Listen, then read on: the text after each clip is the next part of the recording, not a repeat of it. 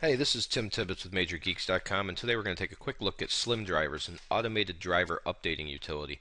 Why would you need new drivers? It all depends on what you're doing. If you're a gamer, you always want to keep up on the latest video card, sound card drivers, and the same would probably apply if you do a lot of graphics, multimedia, play a lot of videos, perhaps edit graphics, photography. It'd be nice to keep a lot of these drivers up to date. The nice thing about this utility is, like many of the utilities on Major Geeks, it's very, very simple to use. As you can see, I've already done a scan and I decided to leave a couple drivers out of date for the purpose of this tutorial. All you need to do is click the start scan here. It's very, very fast. I'm sure if I had printers and cameras hooked up, it might take a little bit longer. And here is your legend of what you have, your out of date or missing, ignored, up to date, and system device drivers. As you can see, I have a USB input device. That's probably my mouse. The AHCI controllers, you can see under storage controllers, are probably my motherboard drivers. Back in the day, this used to be a lot more complicated. Today, it's much more simple.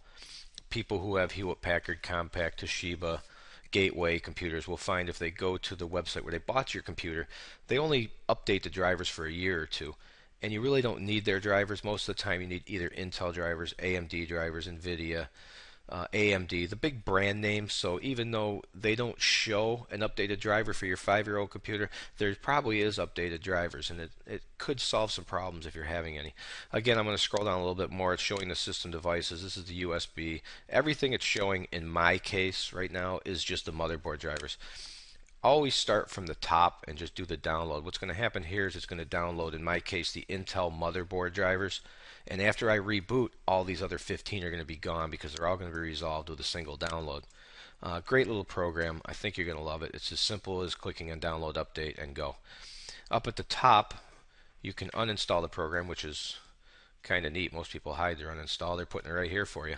Under your options, yes, I want to leave. Thank you. There's not a lot of options, not much you need to do. It's the run at Windows Startup is disabled, which I love. I'm not a fan of that with anything. Check for updates, always a good idea. Backup, which is great, and it gives you where you're going to save it to. Restore, update, so you can do it manually, and schedule task. Again, I'm not a big fan. Driver updates are not something you need to do on a daily, weekly, or really even monthly basis. So I wouldn't use the scheduler, but it's a nice option. Under the restore, I got a kick out of this. It's basically got everything already picked up, and you can restore from wherever you have saved it. Now, under backup, which obviously you want to back up before you restore, it's the same thing. You can back up to and save it under any folder that you'd like to save it to. Under submit, this is where you can get a hold of them if you have any particular problems you want to complain to them about. I don't know why. And if you click the support button, which I won't right now because it'll launch my web browser, it will take you to their web page and give you the choice of forum, email, or chat for support. And of course, you can simply return home here anytime. Great little program. You can't beat the price. Free. And I hope you give it a run and let us know how you like it. And we'll see you next time. Thanks.